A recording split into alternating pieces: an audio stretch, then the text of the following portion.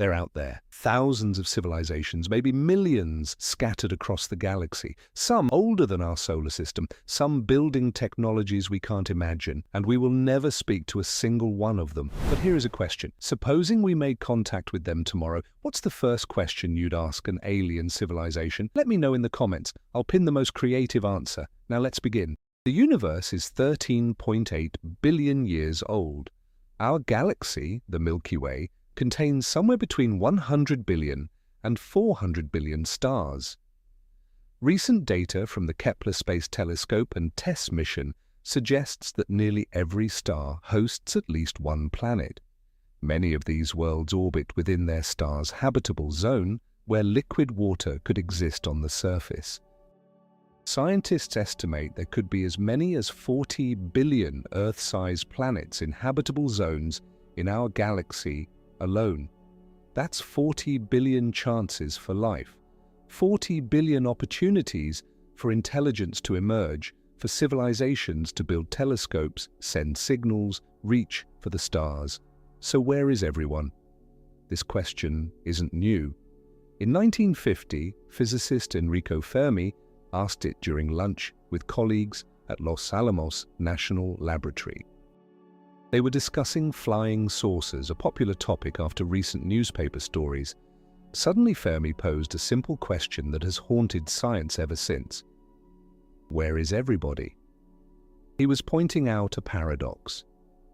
If intelligent life is common, and if even a tiny fraction of civilizations develop interstellar travel, they should have colonized the entire galaxy by now.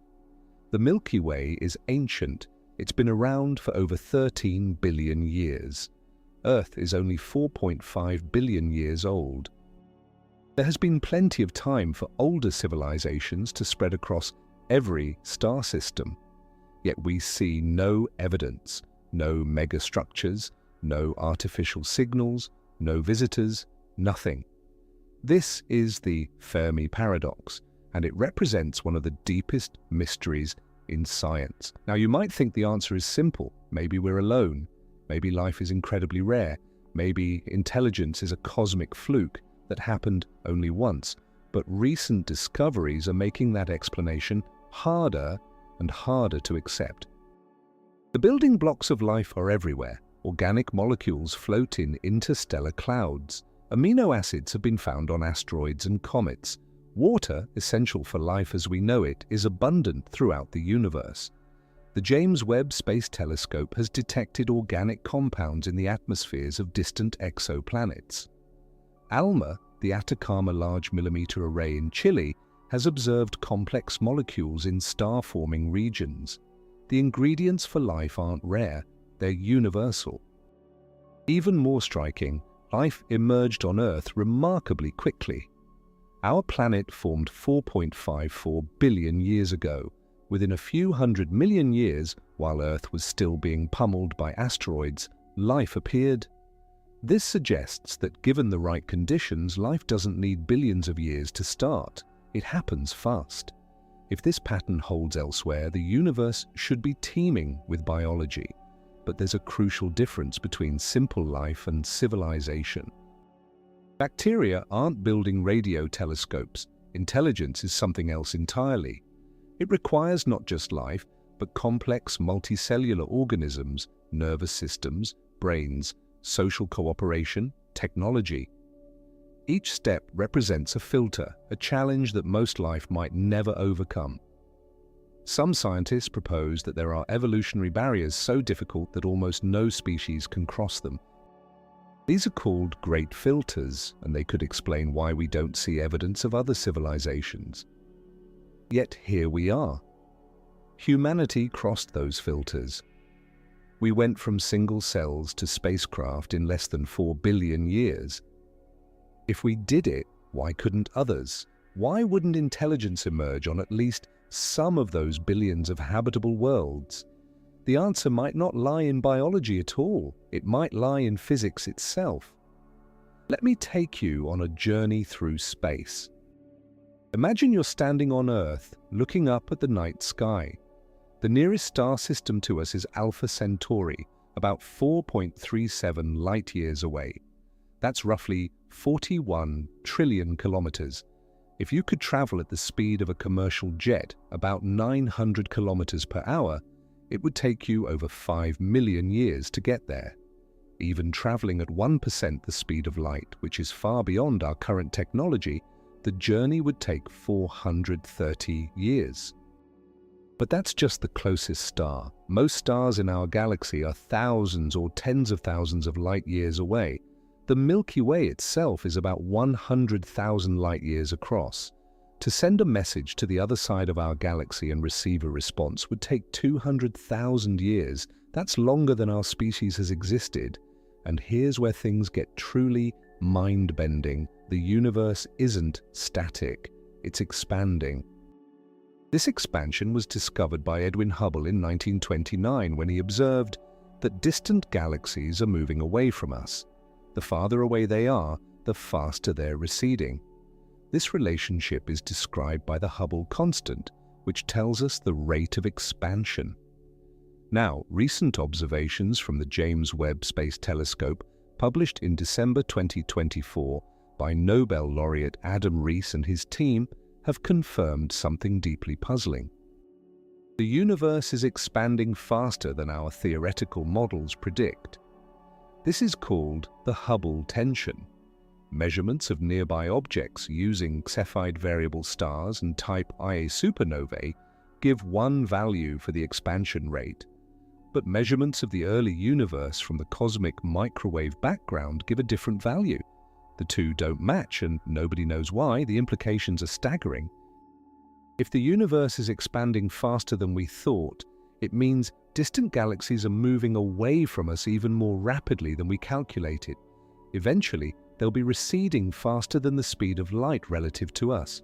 Not because they're moving through space that fast, but because the space between us is stretching. This means there's a cosmic horizon, a boundary beyond which light will never reach us, no matter how long we wait. Right now, that horizon is about 46.5 billion light years away in any direction. That's the edge of the observable universe.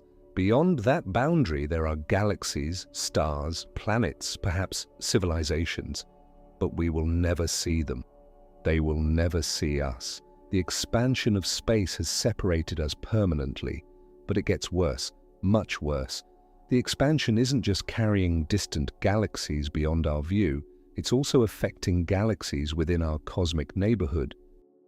Any civilization more than a few billion light years away is already receding so fast that even if they sent a signal today traveling at light speed, it would never reach us. The expanding space between us would stretch the signal, redshifting it into oblivion. Similarly, any signal we send would never reach them. We're not just separated by distance. We're separated by the fundamental structure of spacetime itself. Think about what this means. There could be millions of civilizations in the universe. They could be broadcasting signals, building Dyson spheres around their stars, launching interstellar probes. But if they're beyond a certain distance, we'll never know. The universe has divided us into isolated islands, each one forever cut off from the others. And if you're thinking, well, at least we can communicate with civilizations in our own galaxy, I have difficult news. The Milky Way contains billions of stars, but it's also 100,000 light years across. A signal sent from one side to the other takes 100,000 years to arrive. Civilizations rise and fall in that time. Species go extinct. Technologies become obsolete. By the time a message reaches its destination, the senders might be long gone, and that's assuming the signal even gets through. Space isn't empty. It's filled with dust, gas, magnetic fields, and radiation. These can scatter, absorb, or distort signals.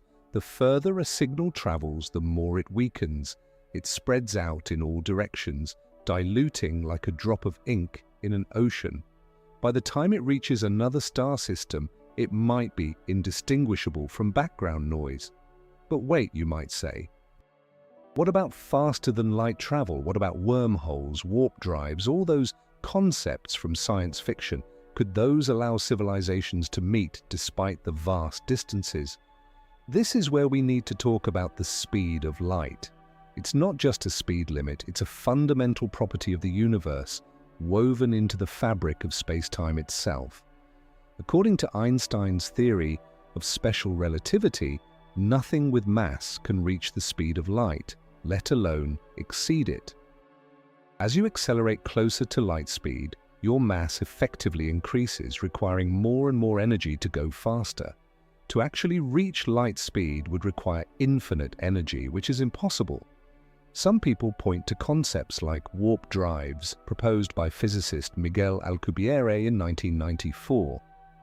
The idea is to contract space in front of a spacecraft and expand it behind, allowing the ship to move faster than light without actually violating relativity. The ship itself wouldn't exceed light speed through space. Instead, space itself would move around the ship. It's a clever idea, but there's a problem. Actually, several problems. First, the Alcubierre drive requires exotic matter with negative energy density. We've never observed such matter, and it may not exist. Second, the energy requirements are astronomical. Early calculations suggested you'd need more energy than exists in the entire observable universe. Later refinements reduced this, but it's still far beyond anything we could produce. Third, there are causality issues. Faster-than-light travel could theoretically allow time travel, creating paradoxes that might make such travel physically impossible. Wormholes face similar obstacles. These are hypothetical tunnels through space-time that could connect distant regions of the universe.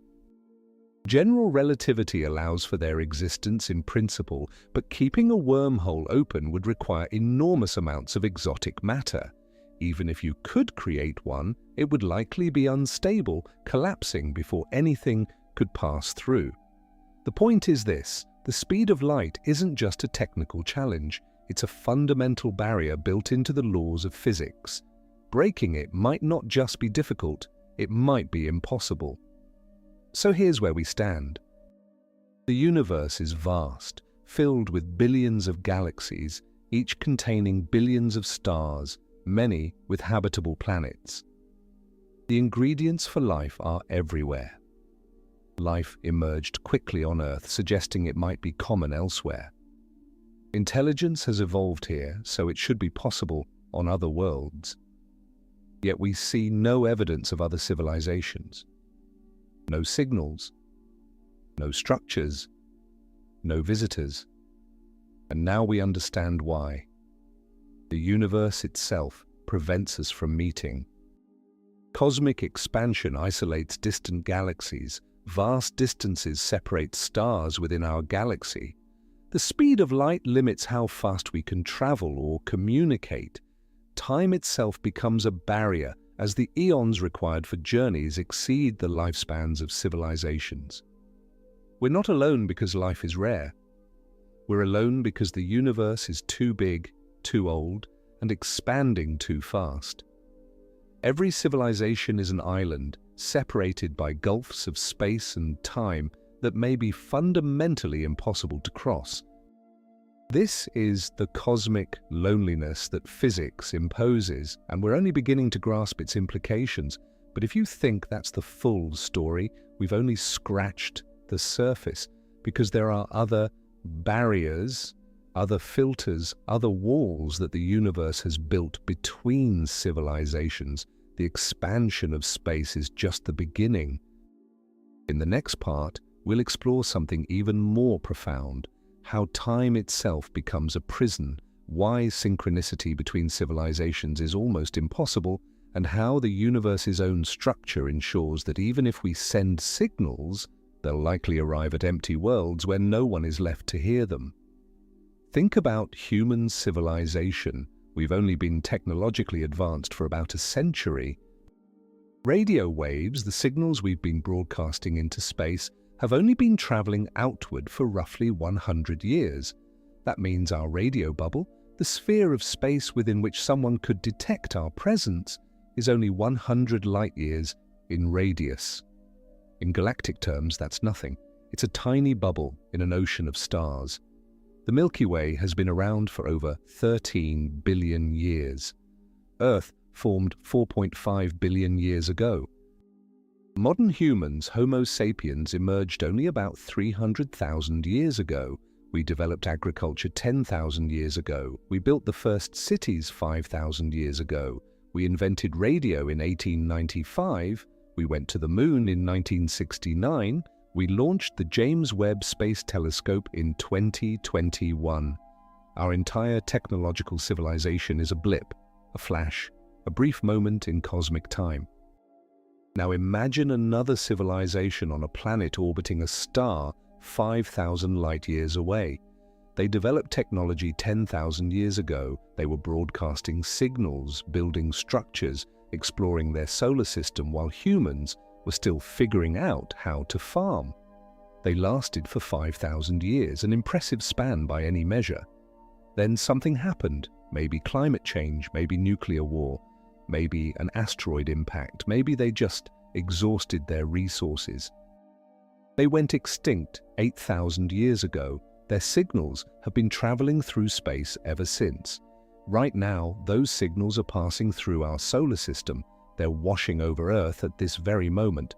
But we weren't listening 8,000 years ago. We were building pyramids and discovering bronze. We had no radio telescopes, no understanding of electromagnetic radiation, no way to detect their message.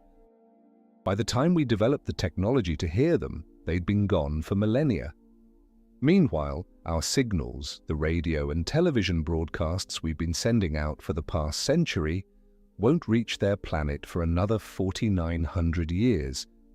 When our message finally arrives, they won't be there. Their world will be silent, perhaps inhabited by new life forms starting over, perhaps dead and barren. Either way, no one will answer. This is the Synchronicity Problem, and it's one of the most overlooked aspects of the Fermi Paradox. For two civilizations to make contact, they don't just need to exist. They need to exist at the same time, at the same level of technological development, while being close enough to communicate. The odds of all three conditions aligning are vanishingly small. Let me put this in perspective. The universe is 13.8 billion years old. Our Sun is a relatively young star, only about 4.6 billion years old. Many stars in our galaxy are much older, 10, 11, even 12 billion years old. Planets around those stars could have formed billions of years before Earth. If life emerged there as quickly as it did here, intelligent civilizations could have risen and fallen long before our solar system even existed. The first stars capable of hosting rocky planets with the right chemistry for life formed about 13 billion years ago, shortly after the Big Bang. If we assume that life needs a few billion years to develop intelligence, as it did on Earth, the first civilizations could have emerged 10 billion years ago. That's more than twice as long ago as Earth's formation. Those civilizations are gone now. They had billions of years to spread across the galaxy, to leave traces, to build monuments that would last. But where are they? Maybe they did spread. Maybe they left artifacts on distant worlds, ruins on planets we haven't visited yet. Maybe there are ancient structures on moons in our own solar system that we simply haven't discovered.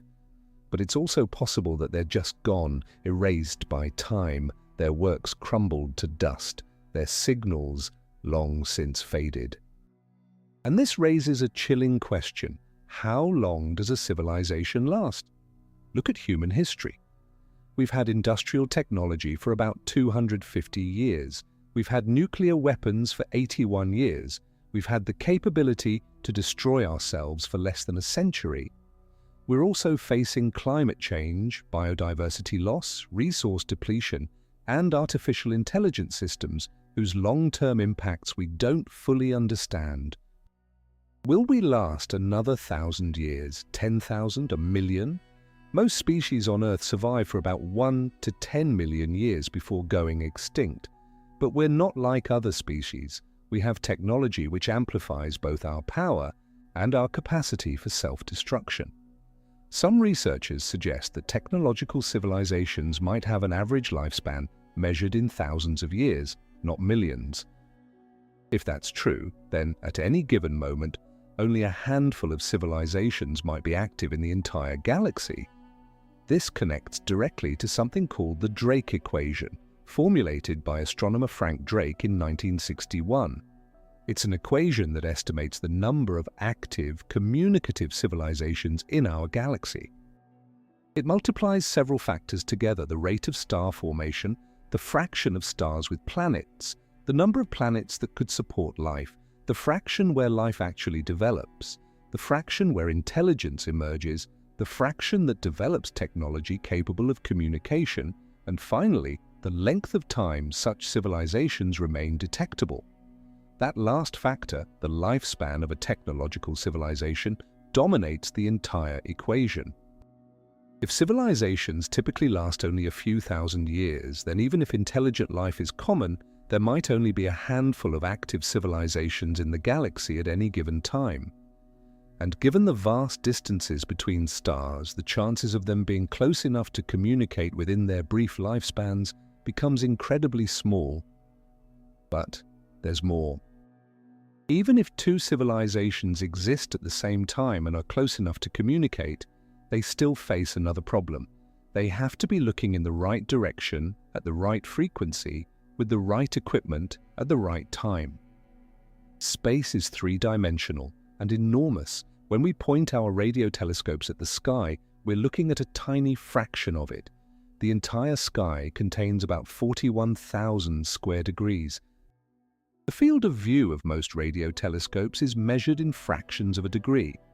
Scanning the entire sky thoroughly takes years or decades. Meanwhile, if an alien civilization is broadcasting a signal, they face the same problem. They're pointing their transmitter in one direction, broadcasting for a certain amount of time, then maybe moving on to the next target. Speaking of movement through space, have you ever wondered just how fast we're actually traveling right now? I made an entire video exploring this mind-bending topic called "How Fast Are We Actually Moving Through Space?", where we break down every layer of motion from Earth's rotation to our journey through the cosmic web. The video is in the description. Now back to the challenge of detection. The window of opportunity for detection might be just seconds or minutes. If we're not looking at exactly the right spot at exactly the right time, we'll miss it completely. It's like two people in a vast, dark forest, each with a flashlight, each briefly shining it in random directions, hoping the other happens to be looking that way at that exact moment. The odds of success are astronomically low. Then there's the frequency problem. Radio waves span a huge range of frequencies, from a few kilohertz to hundreds of gigahertz. Which frequency should we listen to? Which should aliens broadcast on? There are some natural guesses. The hydrogen line at 1420 megahertz is a frequency that any civilization studying astronomy would know about, since hydrogen is the most abundant element in the universe. Many SETI projects focus on frequencies near this line, but there's no guarantee aliens would choose it. They might use different logic, different assumptions. They might broadcast at frequencies we haven't even considered. We also have to consider the Doppler effect. Both we and any alien civilization are moving through space. Earth orbits the Sun at 30 kilometers per second.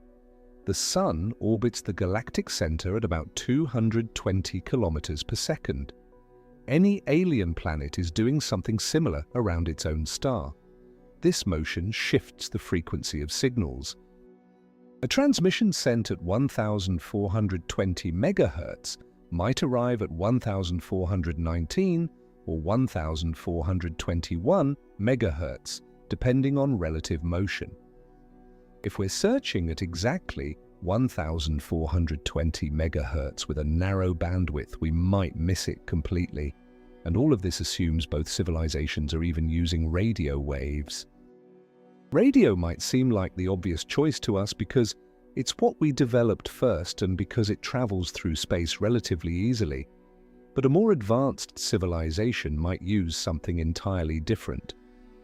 Maybe they've discovered a form of communication we don't understand yet. Maybe they use neutrinos which can pass through matter almost unimpeded. Maybe they've figured out how to manipulate quantum entanglement for faster-than-light communication, assuming that's even possible. Maybe they use gravitational waves now that we know how to detect them thanks to LIGO's observations starting in 2015. The point is, we might be listening for smoke signals while they're using fiber optics.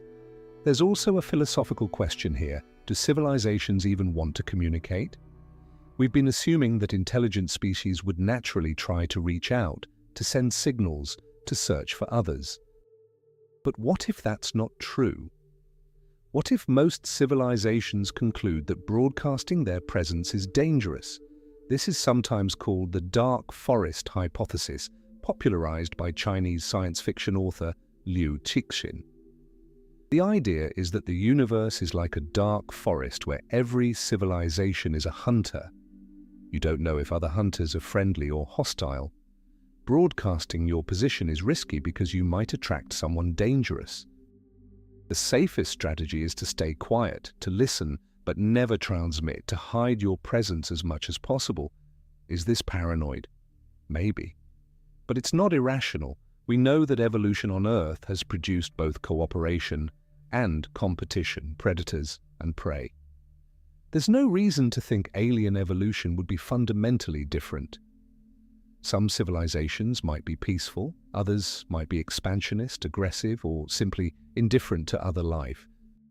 Without knowing which type you're dealing with, caution makes sense. Humanity has already broadcast intentional messages into space. The Arecibo message was sent in 1974 toward the globular cluster Messier 13. It contained information about humanity, our biology, our location. More recently, there have been proposals to send more sophisticated messages. But some scientists, including Stephen Hawking, warned against this. Hawking argued that if aliens visited us, it might be like when Columbus arrived in the Americas, which didn't turn out very well for the Native Americans. Whether you agree with this concern or not, it illustrates an important point. We don't have a consensus even among humans about whether we should try to contact aliens. If we're divided on this question, it's likely that alien civilizations are too. Some might broadcast. Others might stay silent. Still others might have debated the issue for centuries and come to different conclusions at different points in their history. Now let's add another layer of complexity. Technological windows. Every civilization goes through phases. There's a pre-technological phase that might last billions of years. Then there's a phase where they use electromagnetic radiation for communication, which might last only a few centuries. After that, they might switch to something else, fiber optics, quantum communication, or technologies we can't even imagine. During that electromagnetic phase, they're detectable by civilizations like us. But it's a brief window. For humanity, our loud phase started around 1900 when we began using radio. It might end within the next century or two as we shift to more efficient, directed forms of communication that don't leak into space. That's a window of maybe 200 to 300 years out of billions of years of Earth's history. It's a blink. If alien civilizations follow a similar pattern, the chances of our electromagnetic windows overlapping are tiny.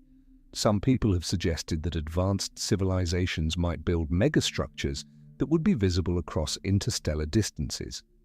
The most famous concept is the Dyson sphere, proposed by physicist Freeman Dyson in 1960. The idea is that an advanced civilization might eventually harness all the energy output of their star by surrounding it with a shell or swarm of solar collectors. Such a structure would absorb visible light and re-emit it as infrared radiation. We could detect that infrared signature even from thousands of light years away. Astronomers have looked for such signatures. The most famous case was KIC 8462852, also known as Tabby's star, discovered by citizen scientists examining data from the Kepler Space Telescope. The star showed bizarre dimming patterns that couldn't easily be explained by planets or dust. For a while, there was speculation about alien megastructures. But further observations suggested more mundane explanations: an unusual ring of dust, fragments from a destroyed comet, or complex interactions in the star's own atmosphere. We haven't found any convincing evidence of Dyson spheres or other megastructures. Does this mean they don't exist? Not necessarily. Maybe civilizations don't build them. Maybe they find more efficient ways to harness energy. Maybe they do build them, but they're so far away that we haven't detected them yet. Or maybe they exist, but we're not recognizing them because they don't look like what we expect. Here's something that keeps me awake at night. We might have already detected evidence of alien civilizations and not recognized it. We might have recorded their signals and classified them as noise. We might be looking at their structures and seeing natural phenomena because we lack the context to understand what we're seeing. Science is a process of pattern recognition. We see patterns, we form hypotheses, we test them, but we can only recognize patterns we're looking for, or that stand out clearly against the background. If aliens are using technologies we don't understand, communicating in ways we haven't thought of, building structures that don't match our expectations, we might miss them entirely even if they're right in front of us. This is called the looking for keys under the streetlight problem. There's an old joke about a person looking for lost keys under a streetlight. A passerby asks, "Is this where you lost them?" The person replies, "No, but the light is better here." We're searching for aliens using the methods and assumptions we have, not necessarily the methods that would actually find them. So we're faced with a profound isolation. Civilizations might exist throughout the galaxy, but they're separated by vast distances, enormous spans of time, different technological phases, different communication methods, and perhaps different philosophies about whether to communicate at all. Even if they're trying to reach out, the signals might be too weak, at the wrong frequency, pointing in the wrong direction, or arriving at the wrong time. The universe hasn't just built walls between civilizations. It's built a labyrinth where even if you're shouting, your voice gets lost in the endless corridors, echoing in empty chambers, reaching no one. But there's yet another barrier we haven't discussed, one that might be the most insurmountable of all. In the next part, we'll explore the cosmic event horizon, the boundary beyond which communication becomes not just difficult, but physically impossible, and how the accelerating expansion of the universe is slowly erasing even the possibility of contact. Let's talk about the end of the universe, not the distant, abstract end trillions of years from now, but the end that's happening right now, slowly erasing the possibility of contact with distant civilizations. We've discussed cosmic expansion, but we haven't fully grasped what it means for the future of communication across the universe. The expansion isn't constant, it's accelerating. This discovery, made in 1998 by two independent teams studying distant supernovae, was so significant that it won the Nobel Prize in Physics in 2011. The researchers found that distant galaxies aren't just moving away from us, they're moving away faster and faster. Something is pushing the universe apart. We call it dark energy, though that's really just a name for our ignorance. We don't know what it is, we can't see it directly. We only know it exists because of its effects on cosmic expansion. Dark energy makes up about 68% of the total energy content of the universe. Dark matter makes up about 27%. Everything we can see, all the stars, planets, galaxies, gas clouds, everything made of atoms, accounts for only about 5%. We live in a universe dominated by things we don't understand. Dark energy has a strange property. Its density appears to be constant throughout space. As the universe expands, the volume of space increases, but the density of dark energy stays the same. That means the total amount of dark energy is increasing. More space equals more dark energy equals faster expansion. It's a runaway process that will continue forever, as far as we can tell. This has profound consequences. Remember the cosmic horizon we discussed earlier, the boundary beyond which we can't see? That horizon exists because light from more distant regions hasn't had time to reach us yet. But there's another horizon, more ominous, called the event horizon, or the cosmological horizon. This is the boundary beyond which light will never reach us, no matter how long we wait, because the expansion of space is carrying those regions away faster than light can travel. Right now, any galaxy more than about 16 billion light-years away is receding from us faster than the speed of light, not moving through space faster than light, which would violate relativity, but being carried away by expanding space itself, which is allowed. Light leaving those galaxies is trying to reach us, but it's like someone running on a treadmill that's speeding up faster than they can run. They're moving forward relative to the treadmill, but they're moving backward relative to the room. This means that any civilization beyond that 16 billion light-year boundary cannot communicate with us, ever. Even if they sent a signal today traveling at light speed, it would never arrive. The space between us is expanding too quickly. We are causally disconnected from them. For all practical purposes, they exist in a different universe, and it gets worse. That boundary is shrinking. Wait, how can the boundary be shrinking if the universe is expanding? Because the acceleration is increasing. Galaxies that are currently within our reach are being pushed beyond the horizon. Every day, thousands of galaxies slip beyond the point of no return. Their light becomes so red-shifted, stretched by expansion, that it fades into invisibility. Eventually, they disappear from our view entirely. Astronomers estimate that in about 150 billion years, if we're still around, we'll only be able to see galaxies in our local group, the Milky Way, Andromeda, Triangulum, and a few dozen smaller galaxies gravitationally bound together. Everything else will have been carried beyond the horizon. The universe will appear nearly empty. Future astronomers might look at the night sky and conclude they live in an isolated island of galaxies surrounded by infinite darkness. They'll be wrong, of course. The universe will still be full of galaxies, billions of them. But those galaxies will be so far away, receding so quickly, that no evidence of them will remain. Future scientists might even question whether the Big Bang happened at all because they won't be able to see the cosmic microwave background radiation. It will have redshifted into oblivion, its photons stretched into radio waves with wavelengths longer than the observable universe itself. Think about what this means for contact with alien civilizations. We're not just racing against time in the sense of civilizations rising and falling. We're racing against the expansion of space itself.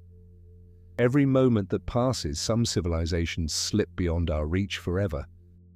Signals that might have reached us if sent 1 billion years ago will never arrive if sent today. The window of opportunity for communication is closing, and we can't stop it. We can't slow it down. Dark energy operates on cosmic scales far beyond anything we could hope to influence. The laws of physics themselves are sealing us off. Now let's bring this back to our own galaxy. You might think, okay, distant galaxies are unreachable, but at least we can communicate with civilizations in the Milky Way. We're all gravitationally bound together. We're not expanding apart. That's true. The Milky Way, Andromeda, and the other galaxies in our local group are held together by gravity, which is stronger than the expansion of space on these scales.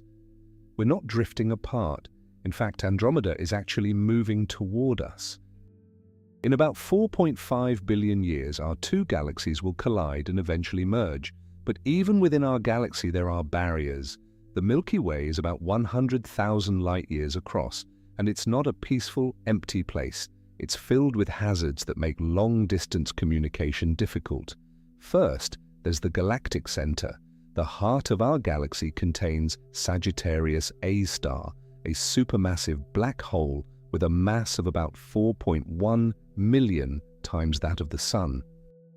The region around it is chaotic, full of intense radiation, strong magnetic fields, and densely packed stars. It's probably not a good place for life. Any civilization foolish enough to exist too close to the galactic center would face constant bombardment by X-rays and gamma rays.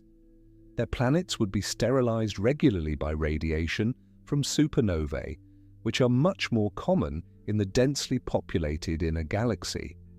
Then there are the spiral arms. Our galaxy isn't a uniform disk. It has structure, spiral arms where stars, gas, and dust are more concentrated. Our solar system orbits in a relatively quiet region between major arms, but as we orbit the galactic center, we periodically pass through the spiral arms. This happens about every 100 million years or so. When we pass through a spiral arm, the rate of nearby supernovae increases. Supernovae release enormous amounts of high-energy radiation. A supernova within a few dozen light-years of Earth could strip away our ozone layer, exposing life on the surface to lethal ultraviolet radiation. It could trigger mass extinctions. Some scientists have suggested that past extinction events on Earth, like the Ordovician extinction about 445 million years ago, might have been caused by nearby supernovae or gamma-ray bursts. If life on Earth is vulnerable to these cosmic catastrophes, life elsewhere would be too. Civilizations in the galactic center or in the densely populated spiral arms might face extinction events so frequently that they never have time to become advanced. Intelligence might only be possible in the quiet zones, the suburbs of the galaxy, where stars are spread out and catastrophes are rare. But even in the quiet zones, there are problems. Interstellar space isn't empty. It contains dust, gas, plasma, cosmic rays, and magnetic fields. All of these can interfere with communication. Radio waves traveling through the interstellar medium can be scattered, absorbed, or distorted. The effect becomes more pronounced over longer distances. There's also something called dispersion. Different frequencies of light travel at slightly different speeds through plasma. Lower frequencies are slowed down more than higher frequencies. If you send a signal containing multiple frequencies, which any real signal does, the different components arrive at different times. The signal gets smeared out, degraded. Over thousands of light years, this effect can make a signal unintelligible. Astronomers studying fast radio bursts, mysterious signals from distant galaxies discovered in 2007, have used dispersion to estimate how far away the bursts are. The more dispersed the signal, the more interstellar plasma it passed through, meaning it came from farther away. These bursts last only milliseconds and are incredibly bright, but even they are affected by the interstellar medium. If natural signals from cosmic events can be degraded by interstellar space, imagine what happens to artificial signals. A deliberate transmission from an alien civilization would need to be incredibly powerful to remain detectable after traveling thousands of light years. It would need to overcome not just the inverse square law, where intensity decreases with the square of distance, but also absorption, scattering, and dispersion. The most powerful radio transmitter humans have ever built is the Arecibo Observatory Telescope before it collapsed in 2020.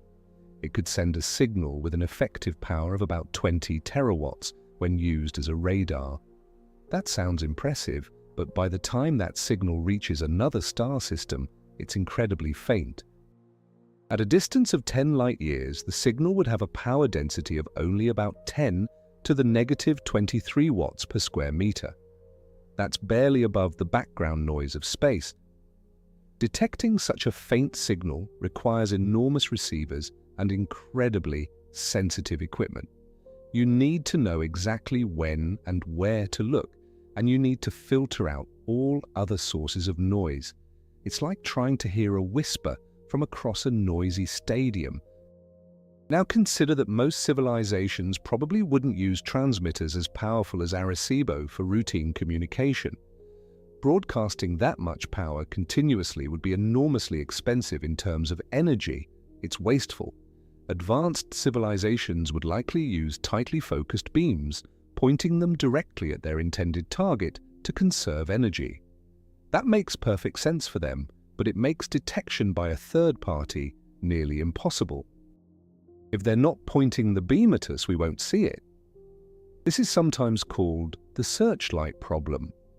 Imagine you're in a dark field at night, and someone a kilometer away has a flashlight. If they point it directly at you, you'll see it easily. But if they're pointing it somewhere else, you probably won't see anything at all. The light is bright, but it's directional. Most of the field remains dark. The same applies to alien transmissions. They might be broadcasting powerful signals, but if those signals are tightly focused on specific target stars, and we're not one of those targets, we'll never detect them. From our perspective, the galaxy will seem silent, not because no one is transmitting, but because no one is transmitting at us. There's also the question of what frequencies we should search. We've already mentioned the hydrogen line at 1420 MHz. But there's an entire region of the spectrum called the water hole between the hydrogen line and the hydroxyl line at 1660 MHz. Hydrogen and hydroxyl together make water, H2O, and water is essential for life as we know it.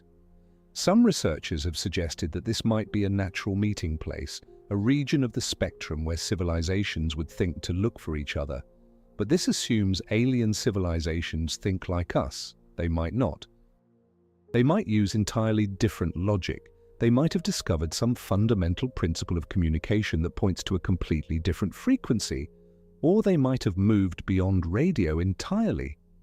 Consider how quickly human technology has evolved. In 1900, we didn't have radio.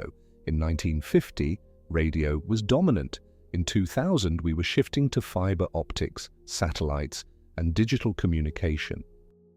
Today, much of our communication is through encrypted data streams, laser links, and technologies that leak very little into space. An alien civilization observing Earth from 100 light-years away would see us as we were in 1924, when radio was just becoming widespread. They wouldn't see our modern internet, our satellites, our fiber optic networks. They'd see a primitive, noisy civilization just starting to experiment with electromagnetic communication. Similarly, when we look at distant stars, we're seeing them as they were years, decades, or centuries ago. A civilization 200 light-years away might have been broadcasting in 1826, but they might have gone silent by now, or they might have started broadcasting in 1950, but their signals haven't reached us yet. We're always looking at the past, never the present. This creates a temporal blur. We're trying to communicate with ghosts, with echoes of civilizations that might not exist anymore, while simultaneously becoming ghosts ourselves, visible only to distant observers who will see us as we were centuries ago, long after we've changed or potentially disappeared. There's something deeply melancholy about this. We're shouting into the void, knowing that even if someone hears us, they're hearing an outdated version of who we are. By the time they respond, we might be completely different or gone entirely. Every conversation across the stars is a conversation with the dead. And this brings us to a question that cuts to the heart of the Fermi Paradox. Why haven't we detected anyone yet? We've been actively searching since 1960, when Frank Drake conducted the first SETI experiment, Project Ozma, using a radio telescope to listen to two nearby stars. In the decades since, we've conducted hundreds of searches, examining millions of radio channels, observing thousands of stars. We've found nothing, no confirmed artificial signals, no evidence of technology, no indication that anyone is out there. there have been a few intriguing candidates. In 1977, astronomer Jerry Amon detected a strong, narrowband radio signal while working on a SETI project at Ohio State University. He was so surprised that he wrote "wow" in the margin of the computer printout. The "wow" signal lasted 72 seconds and came from the direction of the constellation Sagittarius. It was exactly the kind of signal SETI researchers were hoping to find: narrow bandwidth, strong, at a frequency near the hydrogen line. But it was never detected again. Despite repeated observations of the same region of sky, the signal never returned. Without confirmation, we can't say what it was. It might have been an alien transmission, it might have been a satellite, a reflection, an error in the equipment, or some natural phenomenon we don't understand. Without repeatability, we can't draw conclusions. That's the frustrating thing about SETI. A single detection, no matter how compelling, isn't enough. We need confirmation. We need to rule out all other explanations. We need to decode the signal, understand its content, and ideally engage in a dialogue. One unconfirmed blip in 66 years of searching isn't proof of anything, so where does that leave us? We've examined the physical barriers: distance, expansion, the speed of light. We've explored the temporal barriers, the synchronicity problem, the brevity of technological windows. We've discussed the technical barriers: weak signals, background noise, frequency uncertainty. We've considered the philosophical barriers, whether civilizations choose to communicate at all. Each barrier alone might be surmountable, but together they form a nearly impenetrable wall. It's not just one problem, it's a cascade of problems, each compounding the others. And we haven't even talked about the most chilling possibility yet. In the next part, we'll explore the idea that there might be an ultimate filter, a challenge so difficult that almost no civilization survives it. And we'll ask the most uncomfortable question of all: have we already passed it, or does it still lie ahead of us? There's a concept in astrobiology that keeps scientists awake at night. It's called the Great Filter, and it might explain why the universe seems so empty. The idea is simple but terrifying. Somewhere between the emergence of life and the development of spacefaring civilizations, there's a barrier so difficult that almost nothing gets through. A filter that eliminates nearly every species that attempts to cross it. The question that haunts us is this: where is the filter? Is it behind us or ahead of us? If it's behind us, that's actually good news. It would mean that the hard step is something we've already accomplished. Maybe it's the origin of life itself. Maybe it's the development of complex cells with nuclei, which took billions of years on Earth. Maybe it's the evolution of intelligence or technology. If we've already passed the Great Filter, then we're one of the lucky ones. We're rare, perhaps unique, but we're safe. But if the Great Filter is ahead of us, if it's something that awaits all technological civilizations, then we're in serious trouble. It would mean that there's something coming, some challenge or catastrophe that destroys almost every civilization that reaches our level of development, and we won't know what it is until we face it. Let's explore what the Great Filter might be, starting with the steps behind us. The first potential filter is the formation of habitable planets. For a long time, we thought Earth might be special. We orbit at just the right distance from our star for liquid water to exist. We have a large moon that stabilizes our axial tilt, giving us stable seasons. We have Jupiter, whose gravity deflects many asteroids that might otherwise bombard us. We have a magnetic field that protects us from solar radiation. We have plate tectonics that recycle nutrients and regulate our climate over geological timescales. Maybe all of these factors are necessary for complex life, and maybe they're rare. This is called the rare Earth hypothesis, proposed by Peter Ward and Donald Brownlee in 2000. But recent discoveries have challenged this idea.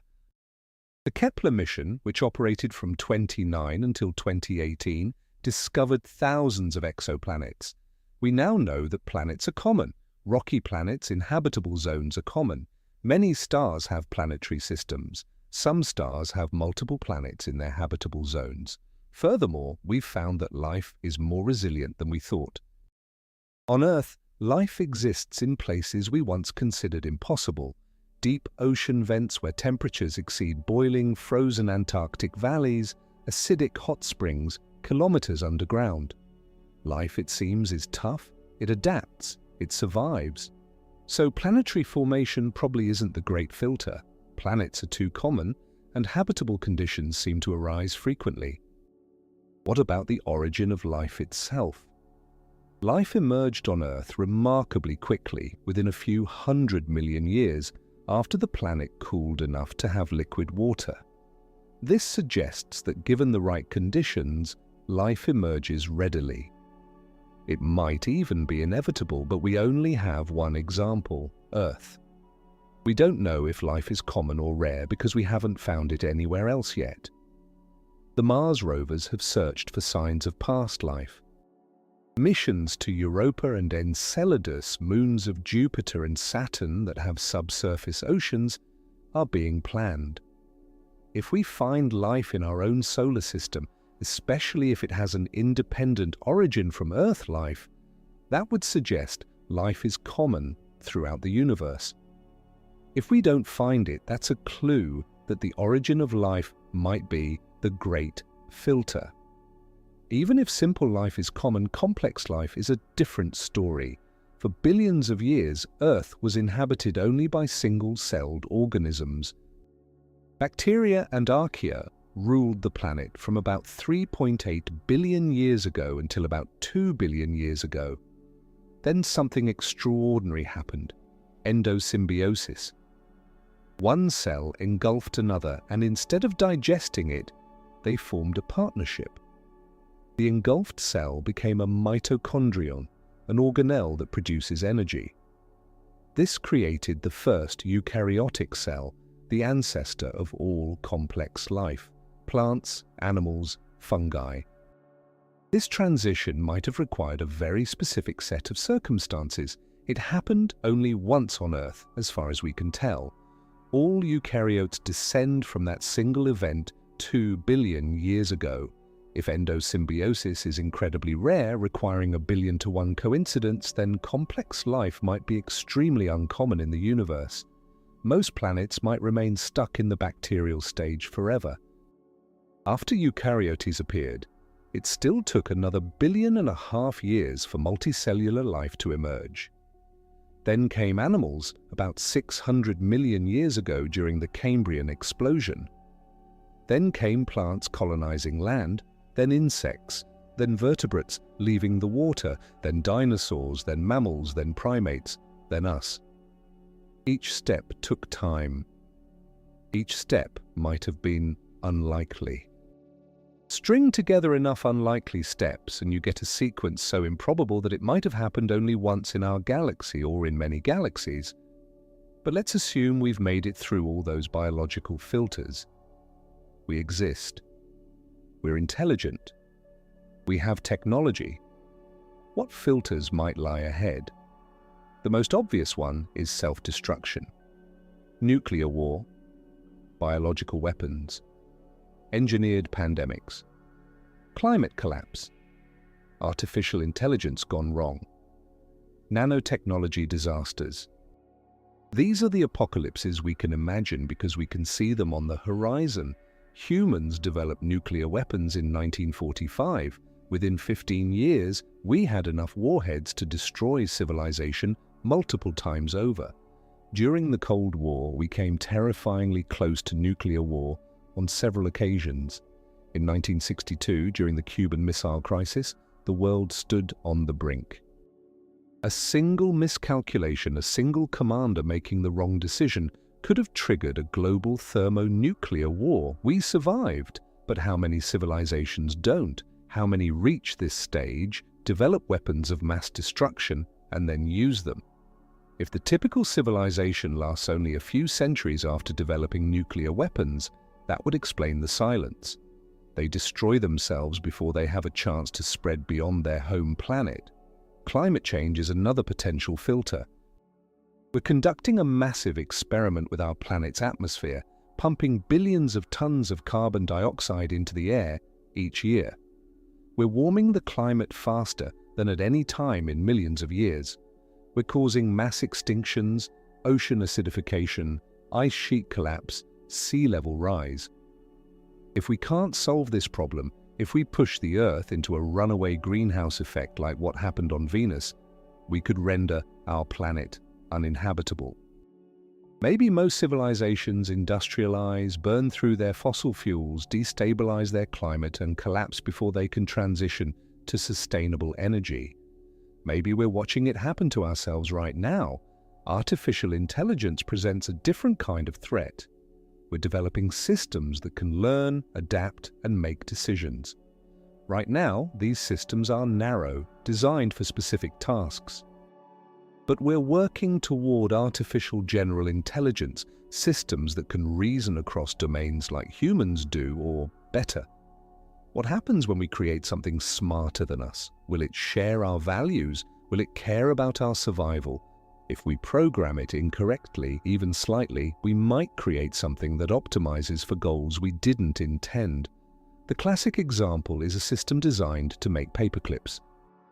If it's sufficiently intelligent and its only goal is to maximize paperclip production, it might convert the entire Earth and eventually the entire universe into paperclips.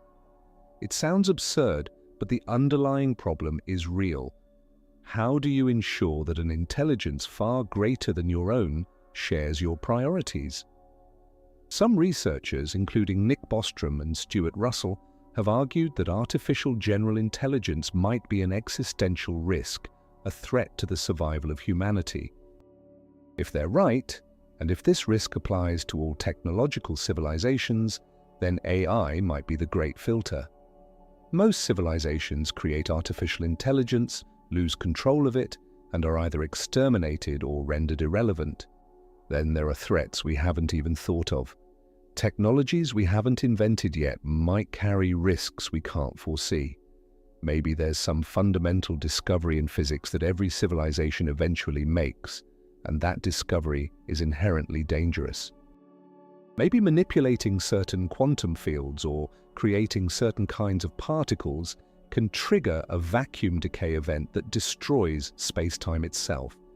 Maybe there are technologies that are so powerful and so easy to misuse that no civilization survives their development. This is the terrifying uncertainty of the great filter. We don't know what it is, we don't know where it is, we won't know until we reach it, and by then it might be too late. But let's consider another possibility. Maybe the great filter isn't a single catastrophic event. Maybe it's something more subtle. The loss of motivation. Think about what drives exploration and expansion. Throughout human history, we've explored because we needed resources, because we were curious, because we sought adventure or escape. But what happens to a civilization that solves all its problems? One that has unlimited energy, perfect recycling, indefinite lifespans, virtual realities indistinguishable from physical reality. Such a civilization might lose interest in the physical universe. Why go to the stars when you can create entire universes inside a computer? Why build Dyson spheres when you can simulate anything you want? Why communicate with aliens when you can create artificial minds tailored to be perfect companions? Maybe advanced civilizations turn inward. They might retreat into virtual worlds, into computronium, into states of existence we can't even imagine. From the outside, they'd appear to have vanished. Their stars would shine, their planets would orbit. But no one would be home in any sense we'd recognize. This isn't destruction, it's transcendence, and it might be just as effective a filter as any catastrophe. There's also the possibility that civilizations intentionally limit themselves. Maybe, after a certain point, they recognize the dangers of expansion and decide to stay small. They might implement strict population controls, limit their energy consumption, avoid developing dangerous technologies. They might choose a sustainable, stable existence over growth and exploration. Such civilizations could last for millions or billions of years, living quietly on their home worlds, cultivating their gardens, pursuing art, philosophy, and contentment. They'd be invisible to us. They'd send no signals, build no megastructures, launch no probes. They'd simply exist peacefully until their star died. Is that success or failure? It depends on your perspective. They've avoided destruction, but they've also given up the stars. Now let's talk about something even stranger, the possibility that we're not looking in the right way because we fundamentally misunderstand what advanced civilization looks like. We imagine alien civilizations as scaled-up versions of ourselves. We picture cities, spacecraft, radio transmitters, technologies we can recognize. But what if intelligence takes forms we can't recognize? What if consciousness can emerge in substrates we don't expect? There's a concept called the sentience quotient, proposed by Robert A. Freitas Jr., which suggests that intelligence might exist across a vast range of scales and speeds. Maybe there are slow civilizations living in the atmospheres of gas giants, thinking thoughts that take centuries to complete. Maybe there are fast civilizations living in neutron star crusts, experiencing millions of years of subjective time in each second of ours. We'd never recognize them as intelligent because we can't communicate across such different timescales. Or consider this, maybe advanced civilizations don't use matter at all. Maybe they've learned to encode consciousness into quantum fields, or gravitational waves, or something even more exotic. They might exist all around us, invisible and intangible, operating in dimensions we can't perceive. This sounds like science fiction, but physics allows for possibilities we're only beginning to explore. We know there are extra dimensions in string theory, though they're compactified, curled up too small for us to access. We know there's dark matter that interacts only through gravity. We know there might be parallel universes in the quantum multiverse.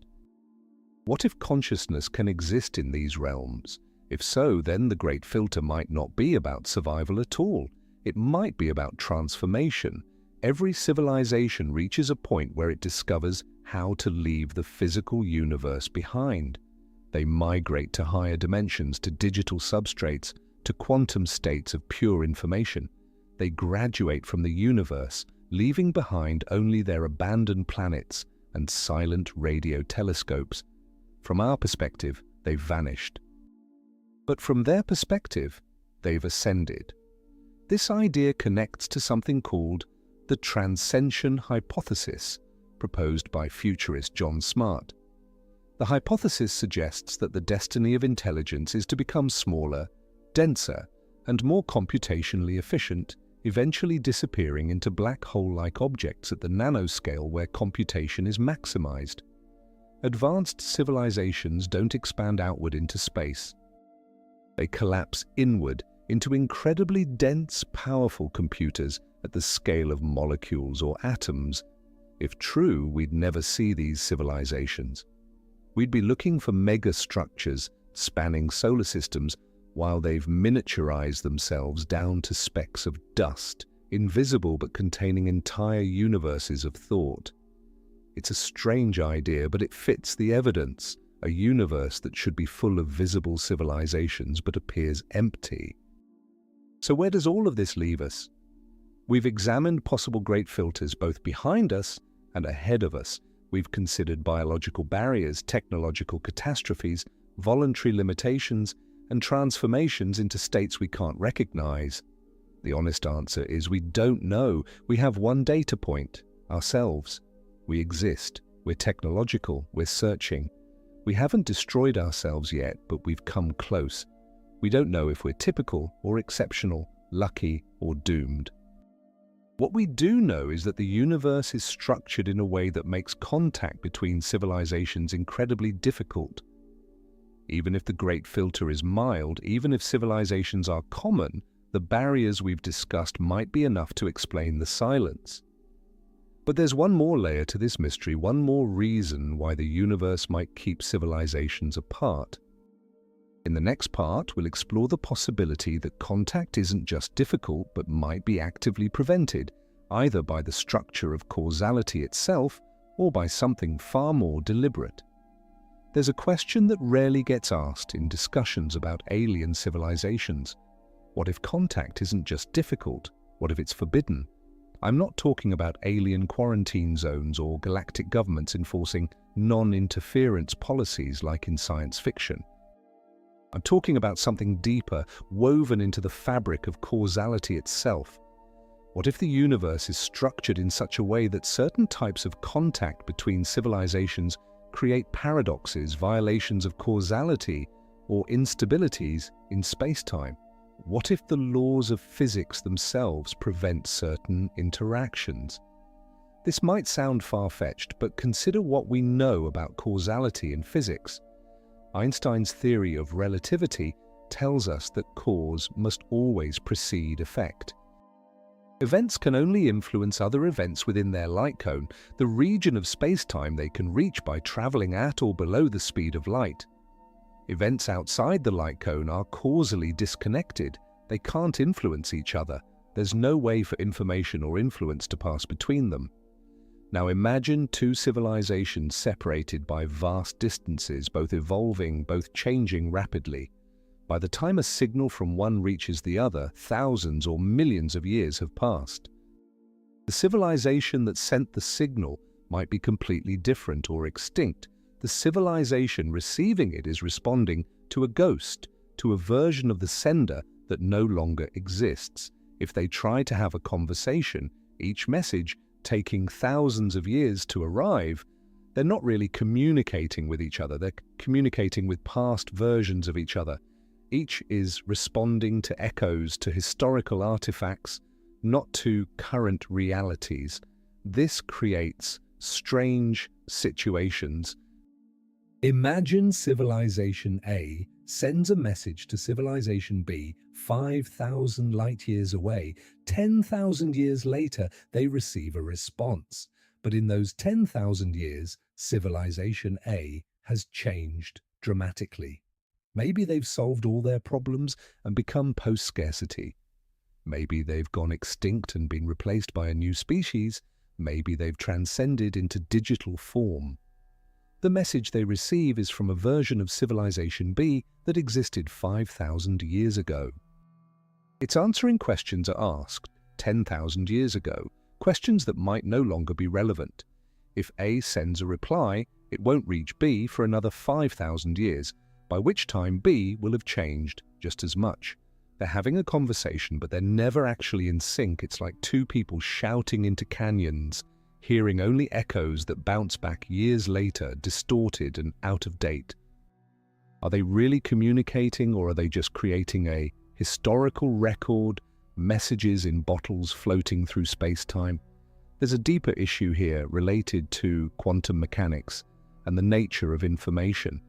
The universe appears to have rules about information flow. Information can't be created or destroyed according to current understanding. It can't travel faster than light, except in certain quantum situations that don't allow for faster-than-light communication of usable information. Some physicists have speculated that there might be fundamental limits on information exchange between causally distant systems, not just practical limits like signal weakness or noise, but absolute limits imposed by the structure of reality itself. One such limit comes from the holographic principle, an idea emerging from black hole physics and string theory. The principle suggests that all the information contained in a volume of space can be encoded on the boundary of that space like a hologram. The maximum information density is about 1 bit per Planck area, an incredibly small unit. This implies that there's a maximum rate at which information can flow through a given area of space. You can't exceed this rate no matter how advanced your technology. If two civilizations are trying to communicate across vast distances, they're limited by how much information can flow through the space between them. For practical purposes, this limit is astronomically high, far beyond what we could currently achieve. But for truly advanced civilizations trying to transmit enormous amounts of data, complex cultural libraries, uploaded minds, or detailed blueprints, For technologies, these limits might become relevant. The universe itself might constrain how much they can share. There's also a thermodynamic consideration. Communication requires energy. Sending a signal means encoding information into photons or other particles and broadcasting them. The farther the signal needs to travel and the more information it needs to carry, the more energy is required. For interstellar distances, the energy costs become significant. To send a signal strong enough to be detected across thousands of light years requires enormous power. To send detailed, high-bandwidth information would require even more. At some point, the energy cost becomes prohibitive. It might be more expensive to communicate with a distant civilization than the value of the information exchanged. Advanced civilizations would presumably optimize their resource use. If communication is too expensive relative to its benefits, they might choose not to communicate at all. They might conclude that the resources required for interstellar communication are better spent on other pursuits: scientific research, art, improving quality of life for their citizens, or even local expansion within their own solar system. This is sometimes called the economic filter. It's not that communication is impossible, but that it's not worth the cost. Civilizations exist, but they've all independently concluded that talking to each other isn't a good investment. But let's consider something even more unsettling. What if there's an active mechanism that prevents contact, not a deliberate policy, but an emergent property of the universe itself? In physics, there's a concept called the cosmic censorship hypothesis, proposed by Roger Penrose. It states that singularities, regions where physics breaks down, are always hidden inside black holes. They're never naked, never exposed to the outside universe. The hypothesis isn't proven, but if true, it suggests the universe has a kind of self-protection mechanism.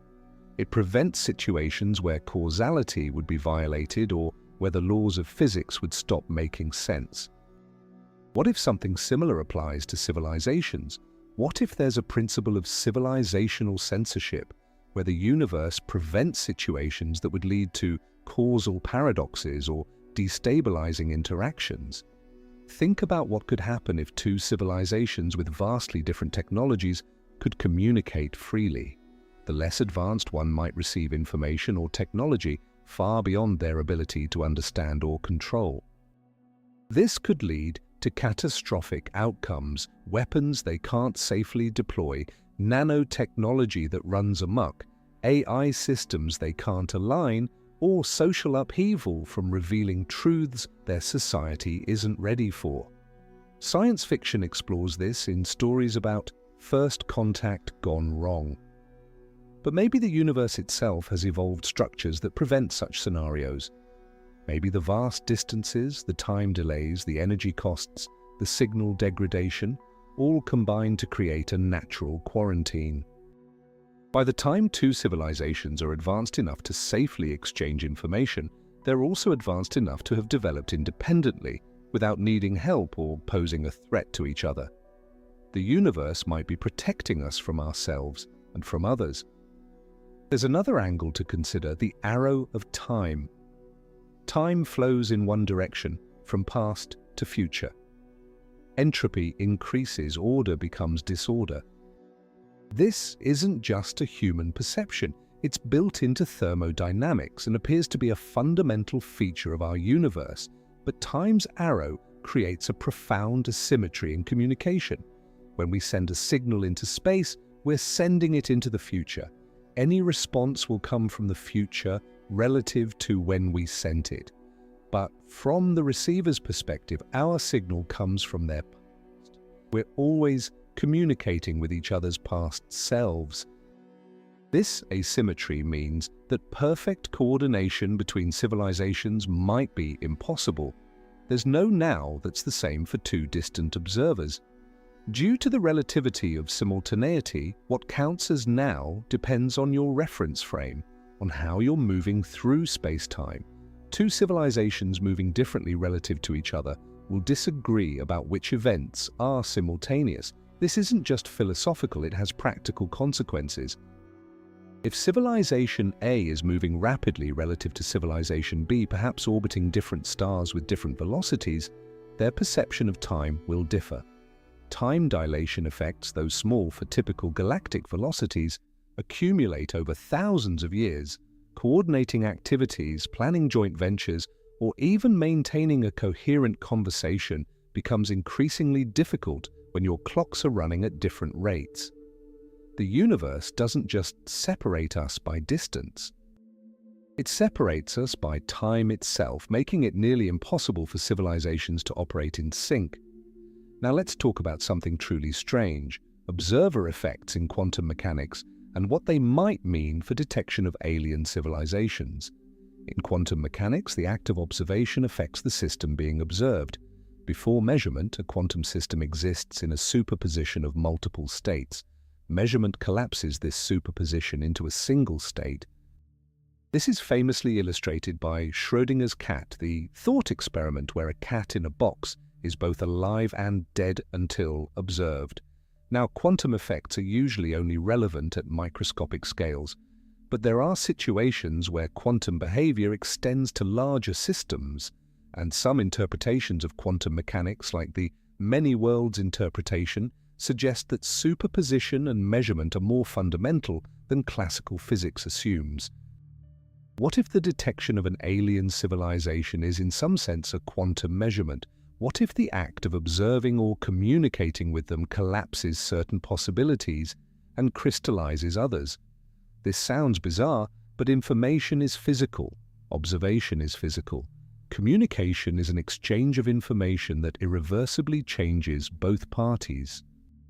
There's a theorem in quantum information called the no-cloning theorem, which states that you can't create an identical copy of an unknown quantum state. You can't perfectly duplicate quantum information without disturbing the original. This places fundamental limits on information copying and processing. If consciousness or civilization-level processes involve quantum information, which is still speculative but not impossible, then the no-cloning theorem might impose limits on how much we can learn about other civilizations without fundamentally changing them or ourselves. This ventures into highly theoretical territory, but it's worth considering. The universe operates on quantum principles at its most fundamental level. We don't fully understand how quantum mechanics relates to complex systems like brains or civilizations. Maybe there are effects we haven't discovered yet that become relevant at the scale of interstellar communication. Let's bring this back to something more concrete: the possibility that civilizations actively avoid contact for strategic reasons. Game theory, the mathematics of strategy and decision-making, offers some insights here. Imagine you're a civilization trying to decide whether to broadcast your presence. You don't know if other civilizations exist, and if they do, you don't know if they're friendly or hostile. If you broadcast and nobody's out there, you've wasted energy but suffered no harm. If you broadcast and others are friendly, you gain communication partners, potential allies, and access to knowledge. But if you broadcast and others are hostile, you've revealed your location to potential threats. The optimal strategy depends on the probabilities. If the chance of encountering hostiles is high, staying quiet is safer. If the chance is low, broadcasting might be worth the risk. But here's the problem: you don't know the probabilities. You have no data. You're making a decision under profound uncertainty. In game theory, this is related to the precautionary principle. When facing unknown risks with potentially catastrophic outcomes, the safe choice is to avoid the risk. Many civilizations might independently reach this conclusion and decide to stay silent. This creates a coordination failure. Everyone wants to communicate, but everyone's waiting for someone else to go first. Everyone's hoping to listen and learn without exposing themselves. The result is a galaxy full of civilizations that are all hiding from each other, all silent, all waiting. This is the dark forest scenario I mentioned earlier, but with a game-theoretic foundation. It's not paranoia. It's rational caution in the face of uncertainty. There's a counter-argument, though. If everyone stays silent, nobody learns anything. Eventually, some civilizations might decide that the potential benefits of communication outweigh the risks. They might broadcast, hoping to break the silence. We haven't detected such broadcasts, which suggests either that this strategy is rare or that those who try it suffer consequences that discourage others. That's a chilling thought. Maybe civilizations do broadcast and maybe something happens to them. Maybe there are predators in the galaxy, civilizations or automated systems that eliminate anything that makes itself known. Maybe the silence we observe is the silence of a graveyard where every species that spoke up was silenced. This is the Berserker hypothesis, named after Fred Saberhagen's science fiction stories about self-replicating killer robots. The idea is that some ancient civilization, perhaps one that went extinct billions of years ago, created automated probes programmed to seek out and destroy other technological civilizations. These probes replicate themselves, spreading throughout the galaxy, enforcing an eternal silence. It sounds like science fiction, but it's not physically impossible. A sufficiently advanced civilization could create self-replicating probes. If those probes were programmed with the wrong goals, or if their creators had hostile intent, they could sterilize the galaxy over millions of years. We've found no evidence of such probes, but absence of evidence isn't evidence of absence. They might exist but be very rare or very good at hiding or operating on timescales we don't expect. A probe that visits each star system for only a few years out of every million might have visited our solar system during the age of the dinosaurs. We'd never know. The more I explore these possibilities, the more I realize how little we truly understand about the structure of cosmic communication. We're like people who've just invented the telephone trying to understand the internet. We're using the concepts and technologies we have, but we might be missing entire categories of possibility. Advanced civilizations might communicate in ways we haven't imagined. They might encode information in gravitational waves, in the modulation of stellar output, in the precise timing of pulsar signals, or in the quantum states of entangled particles. They might use neutrinos, which can pass through entire planets without interacting. They might manipulate dark matter or dark energy, the mysterious substances that make up most of the universe, but which we barely understand.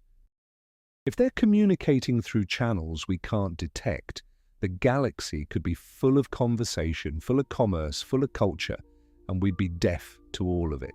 We'd be like someone trying to watch television with a radio, wondering why all the channels are blank. And this brings us to a profound realization. The silence we observe might not be real silence, it might be our deafness. But even if we're not detecting communications, shouldn't we see their effect? Shouldn't we see engineered structures, Dyson swarms, terraformed worlds, artificial light on the night sides of planets? These things would be visible across interstellar distances. We've looked, we've found nothing. Or have we? In the next part, we'll explore the possibility that we've already seen evidence of alien civilizations but haven't recognized it. We'll discuss anomalies in astronomical data, objects that don't quite fit our models, and the uncomfortable possibility that the universe is stranger than we've allowed ourselves to believe.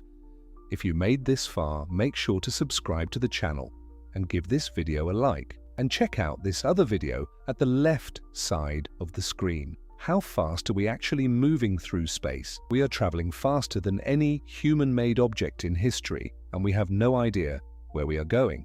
See you there.